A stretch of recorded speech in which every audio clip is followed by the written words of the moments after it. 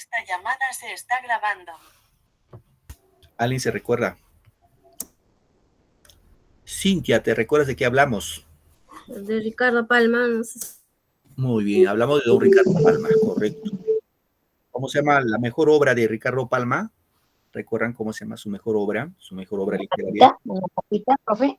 Ñacatita es de nuestro amigo Manuel Ascenso Segura, del costumbrismo. ¿Alguien recuerda cómo se llama la mejor obra de don Ricardo Palma? A ver, el mendigo. Por ahí, cerquita. Se le llama el bibliotecario mendigo, ¿cierto? Bibliotecario mendigo. Ajá, muy bien, eso, Pelete. Hola, Katy. Su mejor obra, no se olviden, es Tradiciones. Hola, Es Lady. Tradiciones Peruanas, profesor. Claro, buenas noches. Tradiciones peruanas, que son 453 tradiciones, en la cual habla algo de los incas, algo de la conquista, algo de la época del virreinato, algo de la emancipación. Sí, eso es lo que hemos visto en la clase pasada. Hoy día vamos a continuar con el desarrollo de nuestra clase y vamos a culminar parte del bloque de literatura hablando del realismo. Para ya en la próxima clase, el próximo domingo, podamos hablar un poco de razonamiento verbal, que va a ser nuestra última sesión de clase. Siempre recordarles, queridos estudiantes, bueno, de este grupo no tengo por qué nada de qué quejarme. Hay buenos señoritas, buenos jóvenes. Primero, atender la clase, ¿sí? Atiendan siempre la clase. Si están en casita, toma un cuaderno, toma apuntes, que te va a ayudar bastante. Recuerden que una forma de aprender también es escribiendo. Se aprende escribiendo. Y otra forma y el otro pedido que siempre les hago es participar en clase. Chicos? Muy bien. Hoy ya vamos a hablar del realismo peruano. Recordemos que hemos visto ya anteriormente el costumbrismo, luego hemos visto el romanticismo y hoy ya vamos a ver el realismo. Entendido que el romanticismo, lo que vimos en la clase pasada, surgió en Alemania, ¿no? Con Johann Wolfgang Goethe. El realismo surge en Francia, en oposición a los alemanes en ese caso, ¿no? Surge en Francia en el siglo XIX. Eso vamos a ir viendo el día de hoy en forma paulatina. A ver, vamos acá. Vemos acá en la imagen 1 y la pregunta dice, ¿a qué personaje observamos en la imagen número 1? ¿Quién será este señor que vemos acá con unos bigotitos? Una mirada pues un poco como adusta, molesta. ¿Quién será este señor? ¿Tienen alguna idea? Aunque sea en blanco y negro, les hace conocido. Profesor, ¿no es Ricardo Palma? No, es su compadre Ricardo Palma. Eran amigos. Manuel González. Ajá, Manuel González Prada. Manuel González Prada. Bueno, en función a eso, González Prada decía esto de acá, ¿no? De la imagen 2, que vengan árboles nuevos a dar flores nuevas, frutas nuevas. Los viejos a la tumba, los jóvenes a la obra. Ahora, pregunta acá, dice, ¿a qué etapa de la literatura peruana pertenece Manuel González Prada? ¿Qué literatura estamos desarrollando? ¿Romanticismo, costumbrismo o realismo? Realismo, profesor. El realismo, correcto, el realismo. Bueno, luego dice, ¿qué observas en la imagen 2? Lo más notorio en la imagen 2 que dice, los viejos a la tumba, los jóvenes a la obra, ¿cierto? Ahora, la pregunta es acá para reflexionar. ¿Crees que esta frase la podemos usar en la actualidad? Esta frase se usó en el siglo XIX, estamos siglo XXI. En el siglo XIX, González Prada decía que los viejos a la tumba, los jóvenes a la obra. Ahora estamos siglo XXI. La pregunta es, ¿crees que esta frase la podemos seguir usando en la actualidad? ¿Qué dicen ustedes? Yo creo que sí, profesor. ¿Por qué crees, hija? A tu modo de ver. Porque ahora como le digo, está muy avanzado la ciencia. Antes no teníamos, por ejemplo, no teníamos celular, no teníamos computadora, anteriormente, ¿no? Ahora ha avanzado la ciencia por ese motivo. Ya, ¿alguien más que quiere opinar? La frase, los viejos a la tumba, los jóvenes a la obra, ¿crees que en la actualidad podemos usarlo esa frase? ¿Alguien quiere opinar conmigo?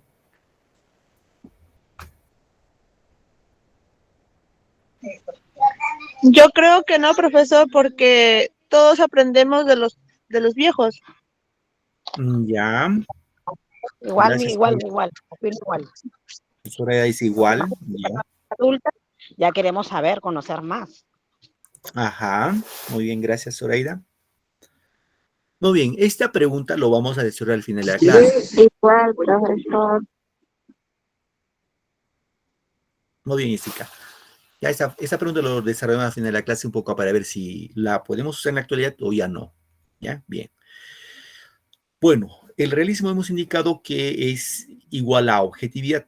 Y cuando decimos objetividad es todo lo que va a observar. Los realistas van a escribir lo que van a observar.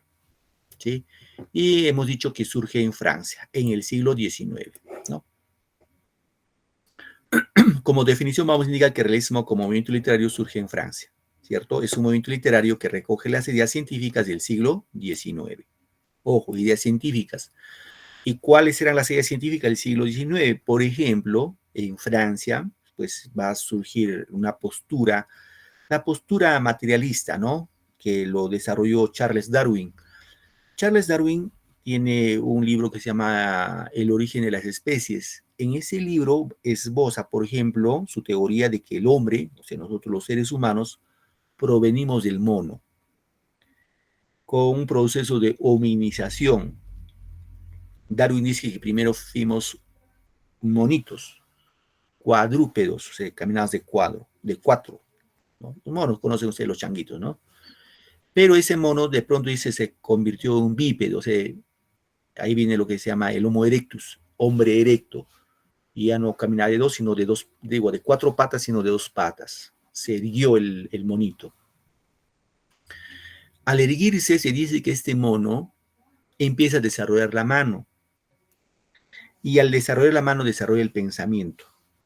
O sea, el Homo erectus coge la mano, desarrolla el pensamiento y viene el Homo habilis, el hombre hábil. Y con el desarrollo del pensamiento viene lo que se desarrolla el Homo sapiens, ¿no? Y ahora supuestamente somos el Homo sapiens sapiens. Bueno, es una teoría que lo desarrolló, reitero, Charles Darwin en Francia en el siglo XIX. Esa teoría tiene obviamente sus bemoles, ¿no? Sus bemoles. Esa teoría no cree en la ley de la creación divina de Dios. Darwin cree que el hombre viene del mono y punto, no hay cosa que rebatir. En parte sí hay algunas cosas que tiene razón. Cuando dice, por ejemplo, que cuando uno desarrolla la mano, por eso yo les digo siempre, apunten. ¿Saben por qué? Porque cuando uno desarrolla la mano, desarrollas el pensamiento. Y eso es así. Cuando nosotros no agarramos lapicero, y seguramente les ha pasado, a mí también ha pasado, la mano, cuando queremos escribir, la mano se pone torpe. Cuando dejamos escribir un mes, 2 meses, la mano se pone torpe. ¿Cierto?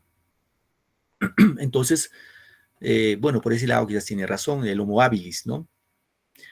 Pero que hemos llegado a Homo sapiens sapiens, no tanto que hemos llegado a ese estado, porque, bueno, seguimos de bárbaros como antes, ¿no? No hemos cambiado nada.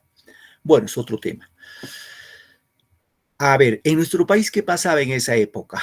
En nuestro país, el realismo surge a finales de la guerra con Chile. ¿Sí? Recuerden que la guerra con Chile fue entre 1789 a 1879 a 1883. Y en esa etapa se va a vivir pues la etapa de la reconstrucción nacional, ¿correcto? ¿Qué más podemos indicar? Que aquí existe una crítica social, o sea, los escritores peruanos van a criticar la sociedad peruana de aquel entonces. ¿Y cuál era la crítica social? Sobre todo la crítica social era por qué el Perú perdió la guerra con Chile. Va a haber teorías, posturas indicándonos los motivos por los cuales Perú perdió la guerra con Chile, ¿no? Va a haber defensa del hombre indígena, ¿no? Del campesino y del obrero. Para González Prada, por ejemplo, son los únicos seres que merecen respeto en nuestro país. Los indígenas, los campesinos y los obreros. Los demás no.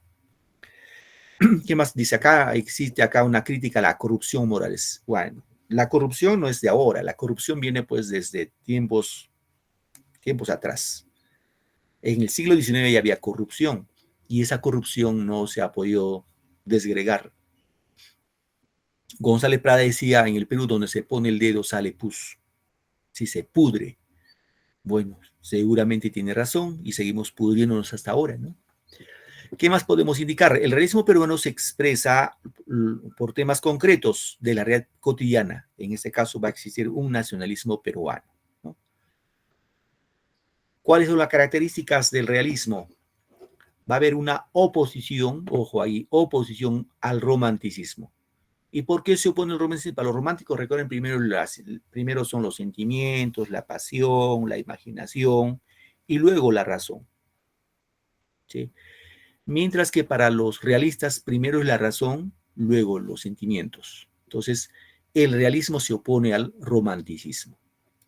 Otra característica es el rechazo de lo pasado y lo exótico. O sea, los realistas van a rechazar todo lo que se relaciona al pasado.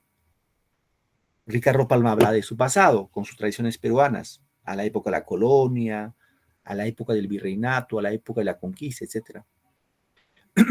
¿Y qué más? Aquí hace referencia a temas sociales, temas de orden social. ¿Qué más podemos? Otra característica, se escribe sobre situaciones contemporáneas, lo que acontecía en nuestro país. Y hemos indicado que en esa época, pues, se dio circunstancialmente después de la guerra con Chile, ¿no? Y va a haber una preocupación por la renovación del país. Los escritores van a tener básicamente un propósito moral, ¿no? Social. Las obras deben transmitir ideas. Y va a existir, en este caso, por González Prada, un nacionalismo de tipo agresivo. Cuando decimos nacionalismo agresivo, va a criticar en forma acre, así dura, a los que nos llevaron al fracaso en la guerra con Chile. ¿Y quiénes nos llevaron? Los políticos, los militares y los limeños que no supieron defender su soberanía territorial. Simplemente se doblegaron, ¿no? ¿Quiénes son los representantes? Vamos viendo acá, por ejemplo, el máximo exponente en este caso es Manuel González Prada, ¿no? Con su obra Páginas Libres, su mejor obra, Páginas Libres, que es un ensayo. Tenemos a Clorinda Mato de Turner, que es una gran escritora también cusqueña, con su obra Vecinido, su mejor novela. Tenemos a Mercedes Cabello de Carbonera con su obra El Conspirador, Abelardo Gamarra con su obra 100 años de la vida perdularia, María Nieves Bustamante con su obra Jorge, el hijo del pueblo, Manuel Moncloa Covarrubias con su obra Cromitos y Amalia Puga de Lozada con su obra Felicidad, entre otros más, ¿no? Entre otros más. Aquí, como pueden ver, chicos, si hay escritoras mujeres, hay varias escritoras mujeres. Se van renovando las letras en nuestro país. Bien, vamos a hablar ahora un poquito de Manuel González Prada, ¿no? Lo llamaban el apóstol de la muerte y otros lo llamaban el sibarita. Fue seguramente el personaje más culto del Perú en el siglo XIX. Fue odiado por muchos porque les decía su verdad y querido por muy pocos. Se le considera en este caso como padre del nuevo pensamiento social peruano, porque él va a esbozar ideas de carácter progresista, ¿no? Fue un crítico más implacable de la derrota en la Guerra del Pacífico. Ya hemos indicado que va a criticar a los políticos, ¿no? A los políticos, a la clase gobernante, a los militares y a los aristócratas limeños.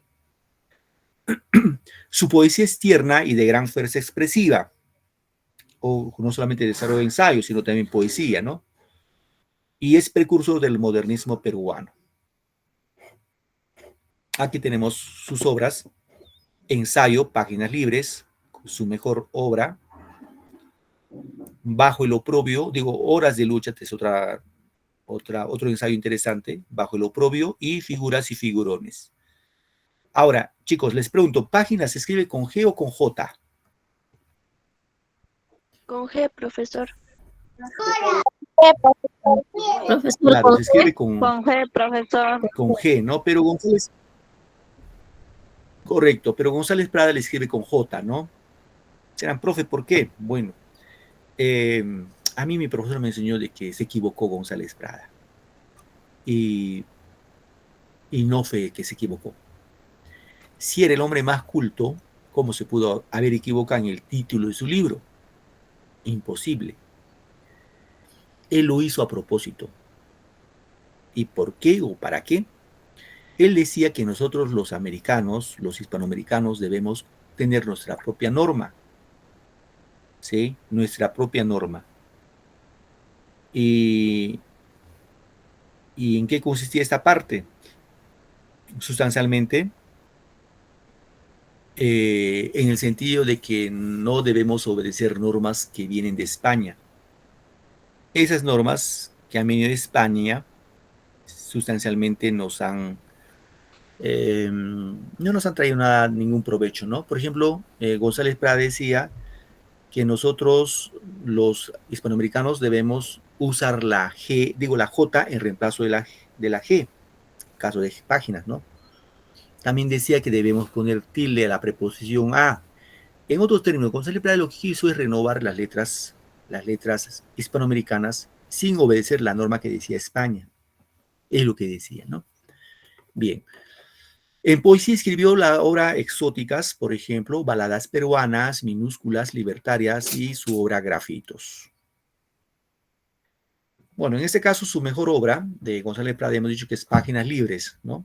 Y Páginas Libres es un conjunto de ensayos, ¿sí? Conjunto de ensayos que se escribió, en este caso, se escribió teniendo en cuenta los discursos que se pronunciaron en el Teatro Politeama, en el Teatro Ateneo, en el Teatro Olimpo, allá en Lima. Ahí dio sus conferencias. Sustancialmente, en esta obra Páginas Libres va a ser un esbozo de por qué el Perú perdió la guerra con Chile. ¿Sí? A ver, un poquito vamos a ver esta parte, dice acá, fíjense, es un pequeño fragmento de lo que dice González Prada, ¿no? Dice, los que pisan el umbral de la vida y se juntan hoy, fíjate cómo escribe ese hoy, para dar una lección a los que se acercan a las puertas del sepulcro. La fiesta que presenciamos tiene mucho de patriotismo y algo de ironía. El niño quiere rescatar con el oro lo que el hombre no supo defender con el hierro. ¿Qué más dice acá González Prada? La mano brutal de Chile despedazó nuestra carne y machacó nuestros huesos. Pero los verdaderos vencedores, las armas del enemigo fueron nuestra ignorancia. Ojo, fueron nuestra ignorancia y nuestro espíritu de servidumbre. ¿Qué más dice González Prada? Que vengan árboles nuevos a dar flores nuevas, frutas nuevas, los viejos a la tumba, los jóvenes a la obra. De acuerdo a esto, chicos, bueno, este es como dato adicional. Este discurso del Politeama fue leído por un estudiante cuando hacía campaña pro fondos para rescatar Tacna y Arica. Bueno, logramos rescatar Tacna, pero no Arica, ¿no? Más se dice que hubo un referéndum. Se preguntó a la población de tanto de Tacna y de Arica y si querían pertenecer a Perú o a Chile, ¿no? Los Tacna dijeron queremos pertenecer al Perú y los de Arica en el referéndum dijeron queremos pertenecer a Chile. Así que Arica se fue con Chile. Aquí lo interesante, queridos chicos, aquí es cuando González Prada dice que nosotros perdimos la guerra con Chile por nuestra ignorancia y nuestro espíritu de servidumbre.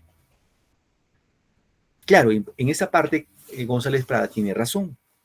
¿Por qué razón? Porque ¿quiénes iban al frente de batalla?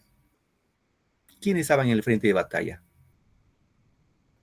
Obviamente, lo que hemos mencionado anteriormente, los obreros, los campesinos, en este caso los indígenas, que simplemente con el amor a la patria fueron defender sin preparación militar. Es más, no tenían ni armamentos. Y lo paradójico fue lo siguiente, chicos, que cuando empezó la guerra con Chile, un presidente, fíjese, fue un presidente peruano que se fue a Europa, dice, a comprar armamentos, llevando lingotes de oro y dinero, y este sinvergüenza nunca regresó. Se quedó con todo el dinero, no compró ni una bala. O sea, en sí estábamos pues desamparados. Y obviamente, repito, quienes defendieron, aunque perdimos la guerra, pero en este caso los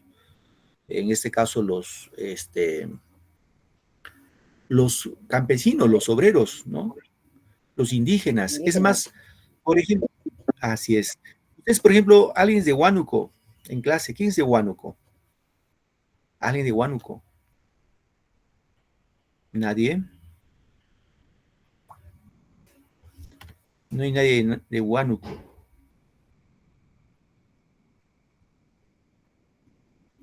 Bien.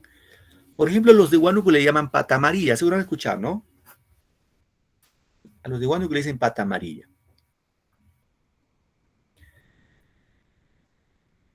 Ahora, ¿por qué le llaman pata amarilla? Porque la historia dice que cuando los huanuqueños iban a la guerra con Chile, sus esposas los tejieron medias de lana de color amarillo que les daba hasta la rodilla. Entonces los chilenos, al mirar a los huanuqueños, decían, ahí vienen las patas amarillas. ¿No? Entonces, reitero, queridos chicos, el Perú perdió la guerra de acuerdo a la postura de González Prada por esos motivos, por nuestra ignorancia, porque los indígenas, los campesinos, los obreros no tienen preparación militar. Era obvio, ¿no? Simplemente fueron por amor a la patria. Y recuerdan ustedes que la última batalla que se liberó fue la batalla de Miraflores. Y a Miraflores, en la batalla de Miraflores, ¿quiénes defendieron defender Lima? ¿Ustedes creen que los limeños, los aristócratas limeños defendieron su tierra, su casa? No. Los provincianos fueron a defender. Los provincianos defendieron Lima. Igual, pues, los chilenos sacaron ventaja y derrotaron al ejército peruano e ingresaron a Lima y hicieron ya de las suyas. Hicieron de las suyas los chilenos. Violaron, saquearon, robaron, hicieron lo que querían. El otro motivo dice acá que perdimos la guerra con Chile por nuestra espíritu y servidumbre. Los peruanos en sí somos muy generosos. Muy generosos. Y recuerdan nomás la historia, ¿no? Cuando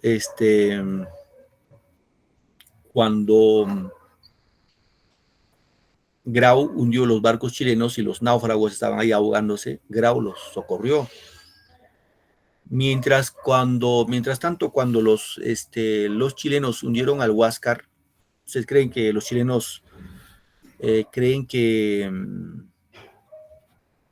ustedes que les socorrió? No, les fusilaron. Entonces,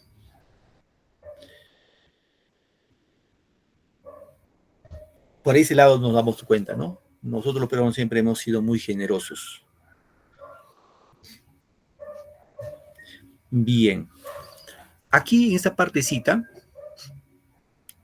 vamos a escuchar un pequeño audio de este discurso en el Politeama, ¿ya? Para un poquito complementar nuestra información y tener algo más claro. A ver, un momentito, por favor.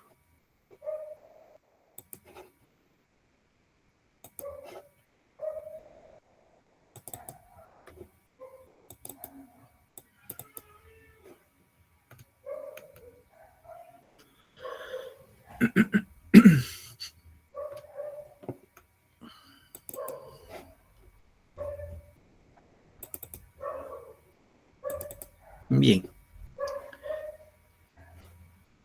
Vamos a escuchar este audio.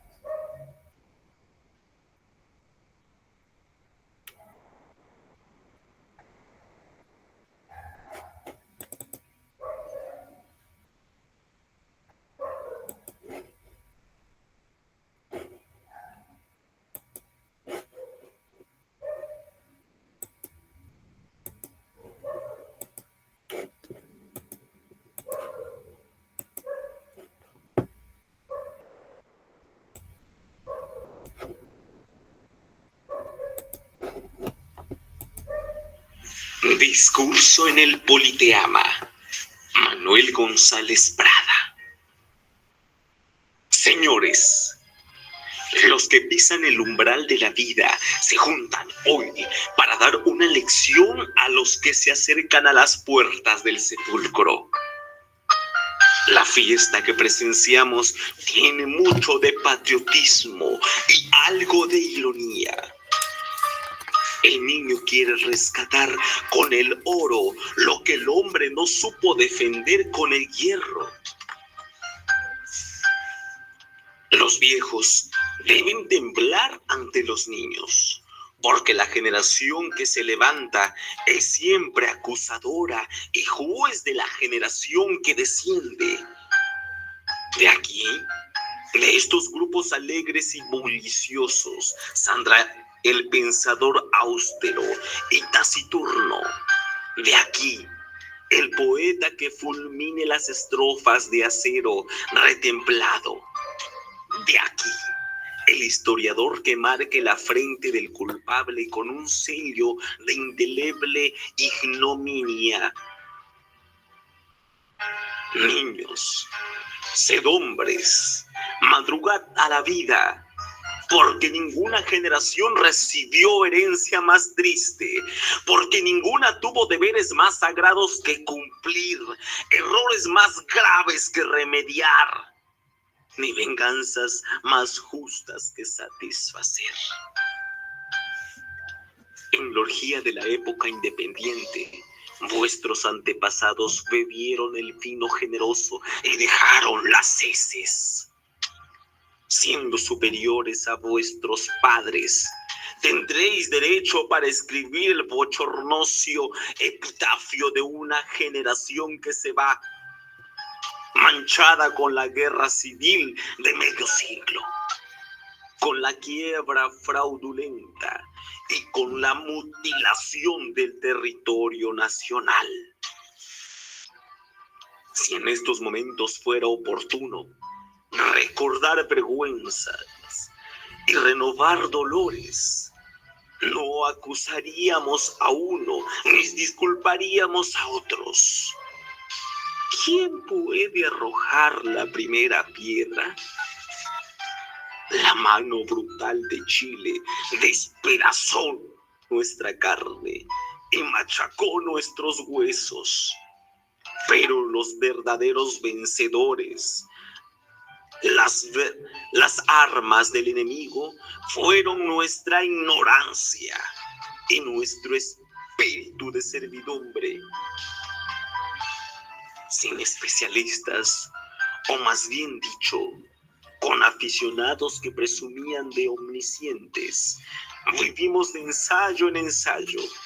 Ensayos de aficionados en diplomacia, ensayos de aficionados en economía política, ensayos de aficionados en legislación y hasta ensayos de aficionados en tácticas y estrategias. El Perú fue cuerpo vivo, expuesto sobre el mármol de un anfiteatro para sufrir las amputaciones de cirujanos que tenían ojos con cataratas seniles y manos con temblores de paralítico. Vimos al abogado dirigir la hacienda pública, al médico emprender obras de ingeniería, al teólogo fantasear sobre política interior, al marino decretar la administración de justicia, al comerciante mandar cuerpos de ejército. ¿Cuánto no vimos en esa fermentación tumultuosa de todas las mediocridades? En esas vertiginosas apariciones y desapariciones de figuras sin consistencia ahí te de hombre. ¿Violetas ahí? En ese continuo cambio de papeles, en esa Babel, en fin, donde la ignorancia vanidosa y vocinglera ya lo coordinamos y eso, ahorita voy a coordinarlo. Siempre al saber humilde y silencioso, con las muchedumbres libres, aunque indisciplinadas, de la revolución. Francia marchó a la victoria. Bien, chicos.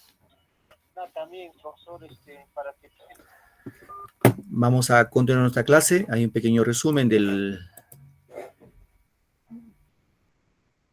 la obra de Páginas Libres como mejor obra de don Manuel González Prada, ¿ya? Un poco para llegar a la conclusión de esta parte, indicábamos de que la frase, en este caso que dijo los viejos a la tumba, los jóvenes a la obra, que esboza Manuel González Prada en sus Páginas Libres, habíamos indicado si tenía, en este caso, algo de verdad. Hasta la actualidad, ¿no? Podemos aplicarlo.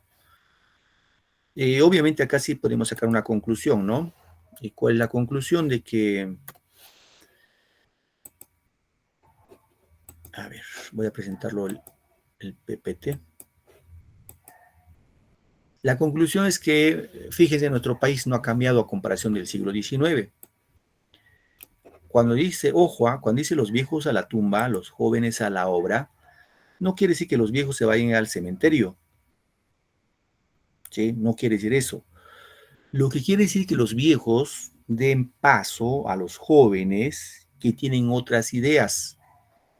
González Prada en la guerra con Chile dijo pues que los viejos no hicieron nada por nuestra soberanía nacional, no defendieron. Entonces que den paso a los jóvenes que tienen nuevas ideas, ¿no? Que van con ímpetu.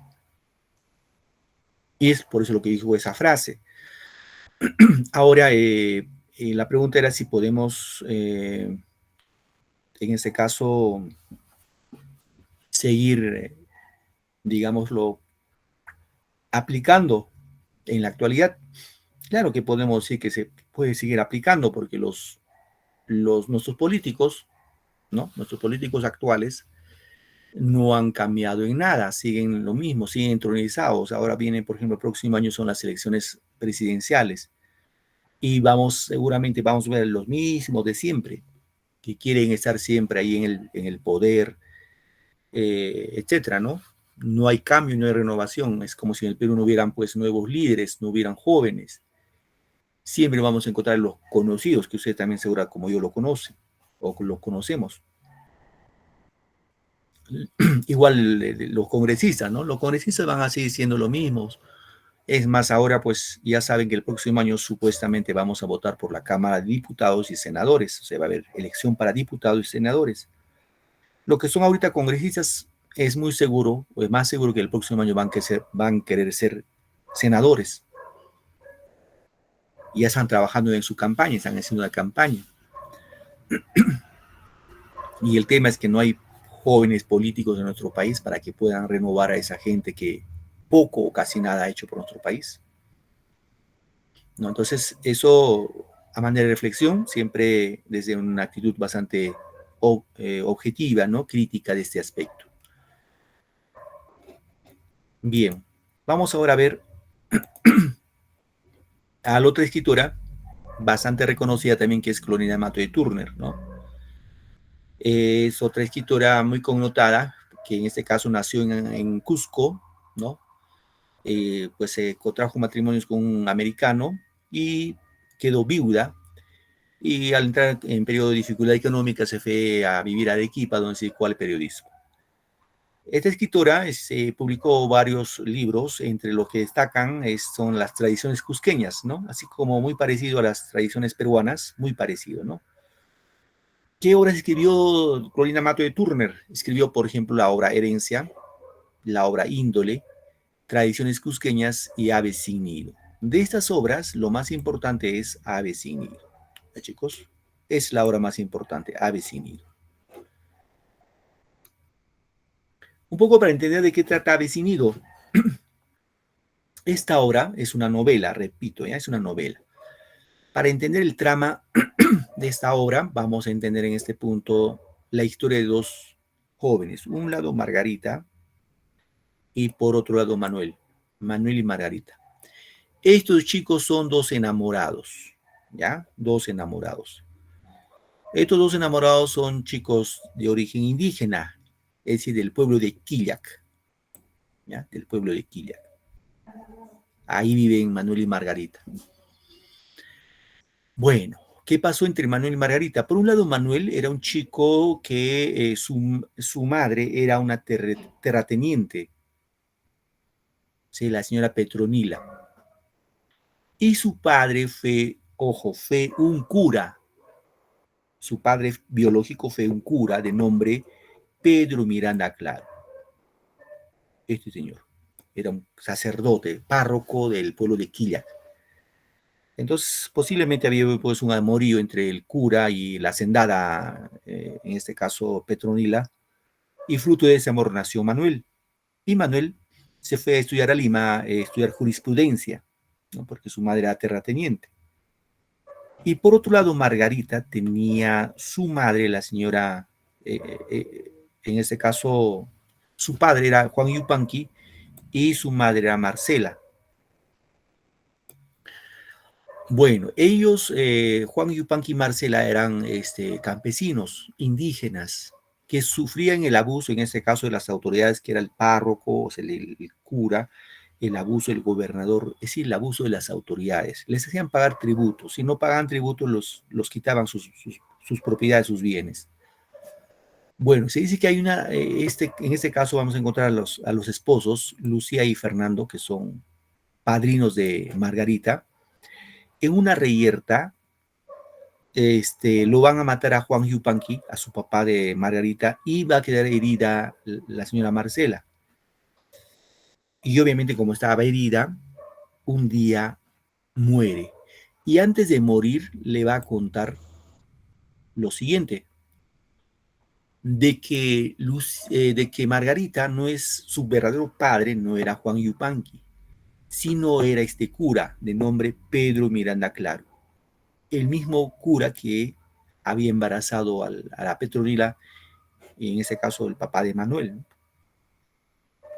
Ahora, la indígena, la señora Marcela, le dice que en este caso este cura había abusado de ella cuando fue a confesarse. O sea, cuando fue a la iglesia a confesarse, este cura abusó de ella y fruto de ese abuso quedó embarazada. Pero nunca le confesó a su esposo. Juan Yupanqui siempre pensó que Margarita era su hija. Bueno, cuando ya murió la señora Marcela y Manuel, que se fue a Lima a estudiar, y cuando regresa a Quillac, Manuel encuentra a Margarita hecha una señorita. Ambos ya son jóvenes. Y surge el amor entre ellos. Entre los dos, entre Manuel y Margarita. Bueno, un día antes de su boda, porque habían planificado casarse, le van a decir la verdad. Quienes le decían, Lucía y Fernando, le van a contar que Margarita y Manuel no pueden casarse. ¿Y por qué? Porque son hermanos, hijos de un mismo padre, que fue un cura, Pedro Miranda Claro, y por ahí viene el título de la novela, que es Ave sin nido. Esto, para entenderlo mejor, chicos, vamos a ver a manera de un pequeño video, ¿sí? Para poder entenderlo mucho mejor y poder sacar una conclusión más clara, ¿ya? A ver, un momentito, por favor.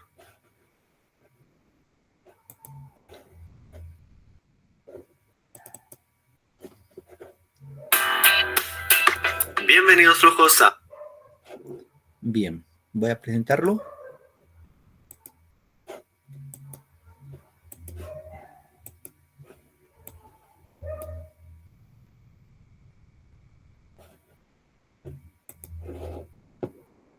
a un nuevo resumen. Antes de comenzar, quería decirte que este es un resumen mucho más entretenido que cualquier otro resumen que veas en internet. Así que hoy analizaremos Aves sin nido.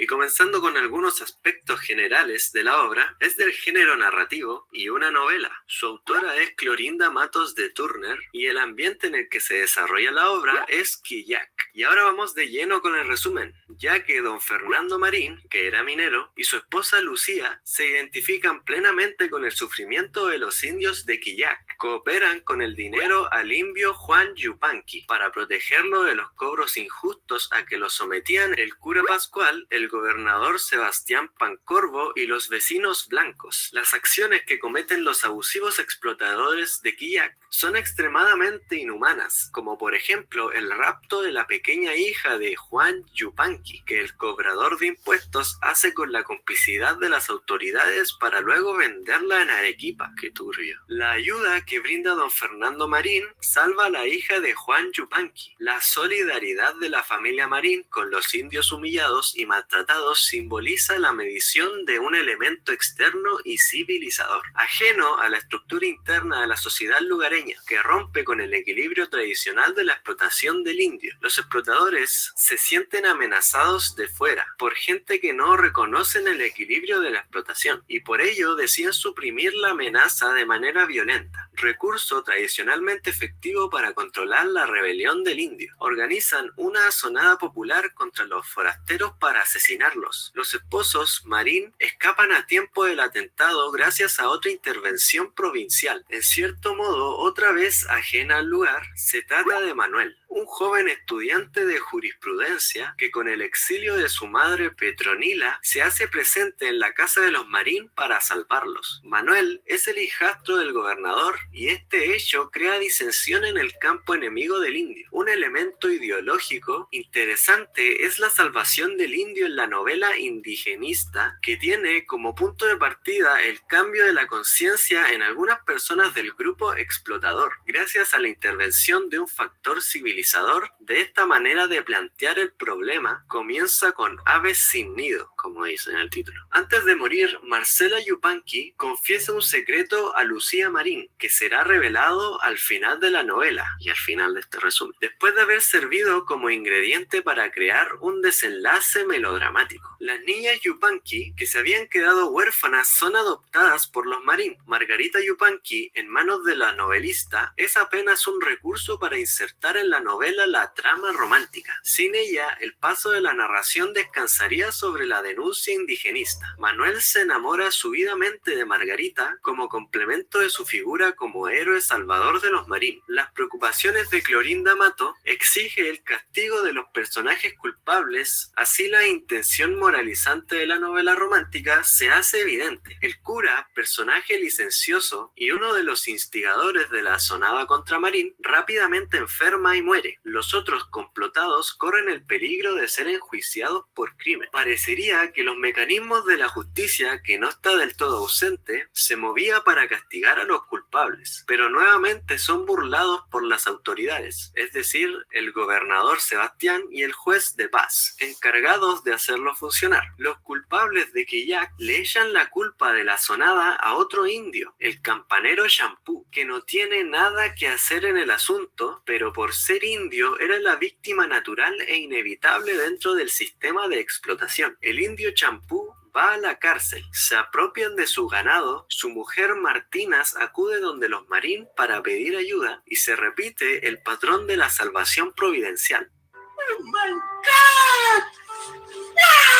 Los Marín, cansados de vivir en medio de tan injusto y temeroso de otras represalias, resuelven marcharse de Lima. Ya que vamos por la mitad del resumen, dale a like si te está gustando, comenta qué te ha parecido, compártelo con todos tus amigos para que todos se lo aprendan y suscríbete porque quizás en el futuro también te pueda ayudar. Ahora sigamos con el video. Los Marín, antes de la partida, dan un banquete a las personas más importantes que eran los más culpables. Para con loable propósito cristiano, logra persuadirles de que cambien sus costumbres ancestrales en nombre de la moral. Las cosas terminan con la llegada de Quillac de una orden judicial de encarcelamiento para los culpables del crimen. Manuel, entenado del gobernador, gestiona y logra la libertad del indio Champú y también la de su padrastro. Así quedan libres tanto el culpable como el inocente. Los Marín se marchan y Manuel los sigue para pedirle la mano de Margarita. El final de la novela es cuando Manuel y Margarita descubren que son hermanos, hijos del obispo Pedro de Miranda y Claro, producto de una época en que los dignatarios dignatarios de la iglesia no solo tenían los privilegios de la riqueza, sino también la prerrogativa de los señores feudales. Y ahora, haciendo un análisis a fondo, el tema principal es el amor moralmente imposible que nace entre Margarita y Manuel, y es el tema que servirá para presentarnos la lucha de indefensos campesinos contra la prepotencia extrema de gamonales aliados de malos sacerdotes y jueces venales. Algunos temas secundarios son el abuso, la explotación, la pobreza, el amor y la falsedad. El mensaje que quiere dar la obra en cada capítulo es conocer las distintas formas de corrupción, abuso, etc. Pero para darle un tono más armonioso a la novela, recurre a una historia de amor, una historia que lamentablemente culmina en una tragedia que para estos tiempos no sería llamada como tal. Bueno, igual se casaron entre hermanos, igual es bastante turbio eso. En pocas palabras, es una cruda denuncia en favor de la gente que era la base de la economía del país, con remuneraciones que hasta en esos tiempos daban lástima, y además sometidos a irracionales abusos sin importar su género. En conclusión, el maltrato al indio fue pésimo, ya que no conocía sus derechos, y en esta obra se pueden apreciar tanto personas buenas como malas. Vemos también el amor imposible, ya que estas dos personas terminan siendo hijos de un mismo padre. Y ese fue el resumen de hoy. Si te gustó, no olvides suscribirte a este botoncito que está apareciendo ahora en tu pantalla. Y mucho éxito, mis flojos. Hasta la próxima. Muy bien, hay un pequeño resumen de la obra de Aves Índigo, que es una de las mejores novelas de Clorinda Matto de Turner. Bien, ahí vamos acá con la última parte de nuestra clase. Un momentito, chicos.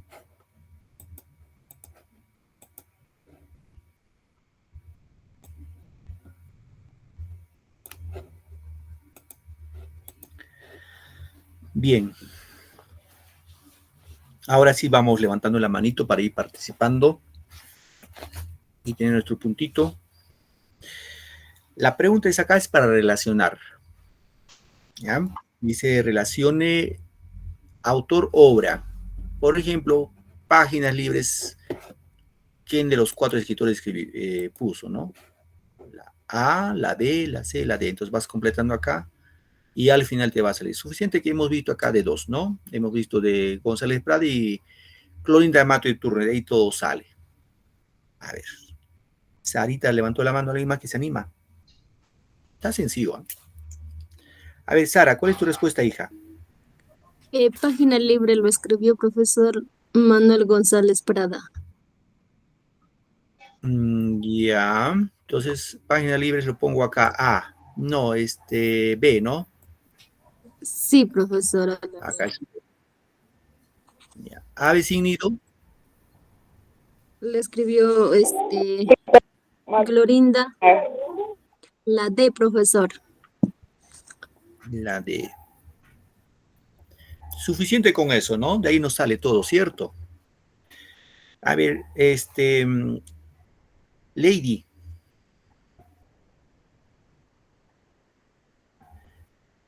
Lady. Hola, Lady, ¿me escuchas? Ya, Jessica. Jessica, La B, profesor. ¿la respuesta cuál es? La B, profesor. Claro, la respuesta es la B. Claro que sí. Es sencillo acá. B de A, el conspirador Mercedes Cabello, y la C, que es Abelardo Gamarra. ¿Okay? Bien, a ver, vamos con la pregunta 2. Está fácil esto, ¿eh? Voy a bajar sus manitos. Tenía problemas con el micrófono, no sé qué pasó. Voy a bajar los manitos. A ver, pregunta dice, ¿qué hecho histórico que antecede al realismo peruano? ¿Cuál es el hecho histórico? Levante la manito. Está fácil, esto también hemos visto con páginas libres. La guerra con Chile, profesor. Levanten la manito. Levanten la manito. Quiero ver su manito para tomarles nota de su participación.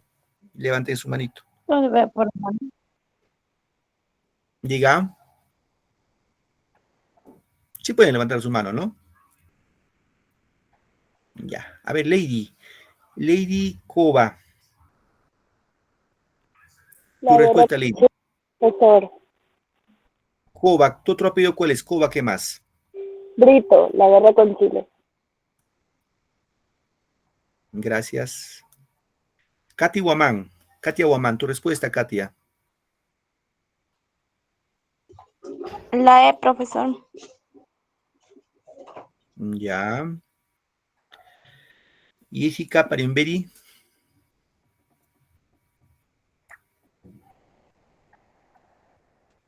La E, profesor. Walter, gracias, Walter. La E, profesor. Tu apellido es Huamañahui, ¿no? Sí, profesor.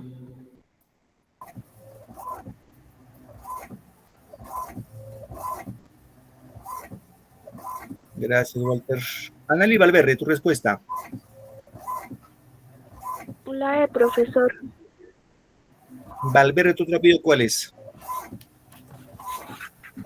Resultado Valverde, profesor. Hurtado Valverde. Ya, Anali, gracias. Zulmit. Tu respuesta, Zulmit. Ah, profesor.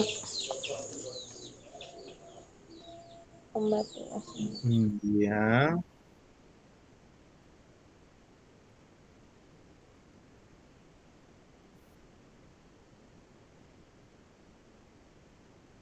Edith Huanca.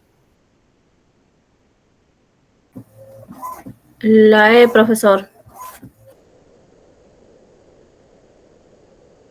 Huanca Parra, ¿cierto? Sí. Y vamos con Nayeli Montalbán. Tu respuesta, Nayeli.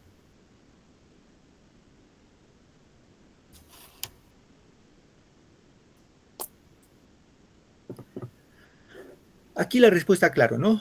La respuesta es la E. Guerra con Chile. Pues de eso habla incluso Páginas Libres como hecho histórico más importante. Vamos con la última pregunta. Penúltima pregunta. ¿En qué provincia nace Carolina Mato de Turner? Está fácil eso, ¿eh? A ver. En el Cusco, en el Cusco, profe. Nació en Cusco. En Cusco. Profe, en Cusco, la C.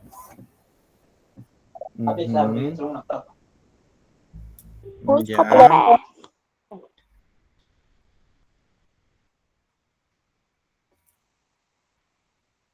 Ahí es Cusco, ¿no? Y por último, para irnos. ¿A qué género pertenece la obra Aves sin nido? Dramático, expositivo, narrativo, épico, lírico.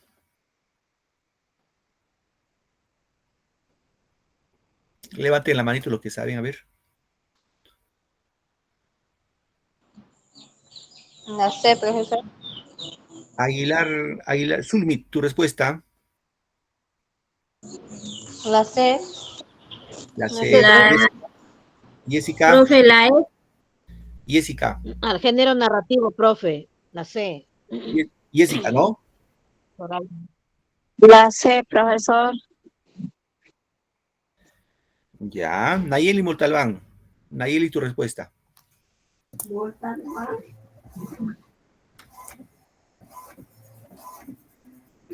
Es narrativo, profesor, porque están narrando hechos reales. Ya. Katia Guamán. La C, profesor. Ya. Walter. La C, profesor. Ya. Anali Valverde. Anali. La C, profesor. Anali Valverde. La C, profesor. ¿Tu otro apellido cuál es, Anali? Valverde, ¿qué más? Hurtado Valverde es profesor. Ay. Tú me haces pensar eso. Tienes que cambiar tus datos, hija. Ya. Ya, profesor. Paola Díaz. La C, profesor. Sara. Narrativo, profesor. Y Lady. El género narrativo, profesor. Más sencillo, ¿no?